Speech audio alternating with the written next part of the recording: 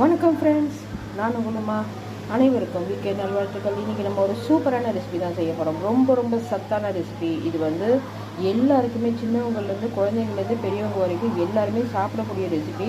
அது மட்டும் இல்லாமல் இது வந்து நம்ம சாப்பிட்டோம் அப்படின்னா நமக்கு இரும்பு சத்து, அது மட்டும் இல்லாமல் முடி நல்லா வளருது, உடம்புல ரத்தம் நல்லா ஊறுறது, ஆன்டி ஆக்சிடென்ட்டு, இதில் இல்லாத சத்துக்களே இல்லைன்னு சொல்லலாம்.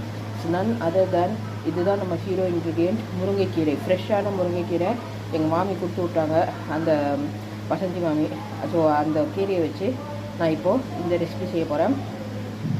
இது வந்து ஃப்ரெஷ்ஷான முருங்கைக்கீரை, இது தேங்காய், இது மிளகு, சீரகம், பூண்டு, காஞ்ச மிளகாய், இதை வச்சு ஒரு துவையல் தான் நம்ம செய்ய போகிறோம். இது எல்லாமே நம்ம எடுத்து வச்சுருக்க எல்லா ஐட்டமும் நம்ம இப்போ வதக்கிக்கலாம். சரிங்களா ஃப்ரெண்ட்ஸ்? இந்த முருங்கைக்கீரை துவையலுக்கு பார்த்திங்கன்னா ஃபஸ்ட்டு நம்ம தேங்காயை நல்லா வறுத்துக்கணும். தேங்காயை வறுத்துட்டு அதுக்கப்புறமா 1 by 1 எல்லா இன்க்ரீடியன்ஸும் ஆட் பண்ணிடலாம். பாருங்கள் ஃப்ரெண்ட்ஸ், தேங்காய் நல்லா வறுபட்டுருச்சு. அதோடு நான் எடுத்து வச்சுருந்த எல்லா இன்க்ரீடியன்ஸும் சேர்த்துட்டேன். இது வந்து இப்போ திரும்ப எல்லாமே வந்து இது நல்லா வதங்கணும். வதங்கின பிறகு நம்ம எடுத்து வச்சுருக்க முருங்கைக்கீரையும் ஆட் பண்ணிடலாம். சரிங்களா? பாருங்கள் ஃப்ரெண்ட்ஸ், இப்போ முருங்கைக்கீரையை நம்ம ஆட் பண்ணிட்டோம். இந்த முருங்கைக்கீரைக்கு வந்து பார்த்திங்கன்னா நான் ஆக்சுவலாக வந்து நான் இன்றைக்கி இந்த பருப்பு ஐட்டம்லாம் எதுவுமே சேர்க்கல. ஏன்னா இந்த கீரையோட இதுதான் வந்து நம்மளுக்கு மேஜராக இருக்கணும்.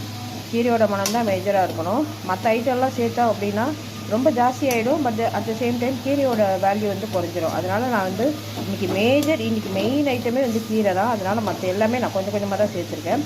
இது நல்லா ஒரு 5 நிமிஷம் வதங்க விடலாம். வதங்க விட்டுட்டு எடுத்து அரைச்சிக்கலாம். சரிங்களா? அரைச்சிட்டு அதுக்கப்புறம் என்ன பண்ணணும்னு சொல்கிறேன்.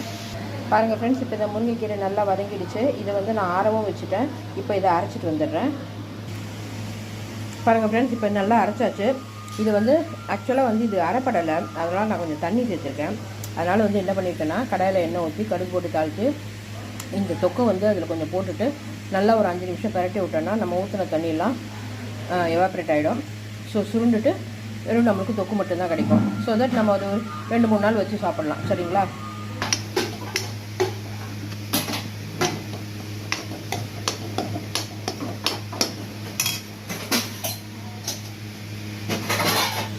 பாருங்கள் ஃப்ரெண்ட்ஸ், அட்டகாசமான முருங்கைக்கீரை துவையல் சூப்பராக தயாராகிடுச்சு. இது வந்து நீங்கள் ஃப்ரிட்ஜில் வச்சுட்டு சாப்பிட்டீங்க அப்படின்னா ஒரு 3-4 நாள் வச்சு சாப்பிட்லாம். சாதத்தில் போட்டு பிரட்டி சாப்பிட்லாம். நீங்கள் சைட் டிஷ்ஷாகவும் வச்சு சாப்பிட்லாம். சரிங்களா? இது வந்து உடம்புக்கு ரொம்ப சத்தானது, இரும்பு சத்து. அது மட்டும் இல்லாமல் முடி நல்லா வளரும், ஸ்கின் நல்லாயிருக்கும். அதுக்கப்புறம் கேன்சர் பேஷண்ட்ஸ் இது சாப்பிட்லாம். அது மட்டும் இல்லாமல் இதில் ஆன்டி ஆக்சிடென்ட் நிறைய இருக்குது. 48 நாள் கண்டினியூஸாக முருங்கைக்கீரை சாப்பிட்டோம் அப்படின்னா நம்ம உடம்புல அந்த அனீமியா இருக்குது இல்லையா, ரத்தம் கம்மியாக இருக்குது இல்லையா, அது எல்லாமே நமக்கு திரும்ப ஊறி நமக்கு நிறைய ரத்தம் கிடைக்கும். ஸோ நீங்களும் இதே மாதிரி செஞ்சு பாருங்கள்.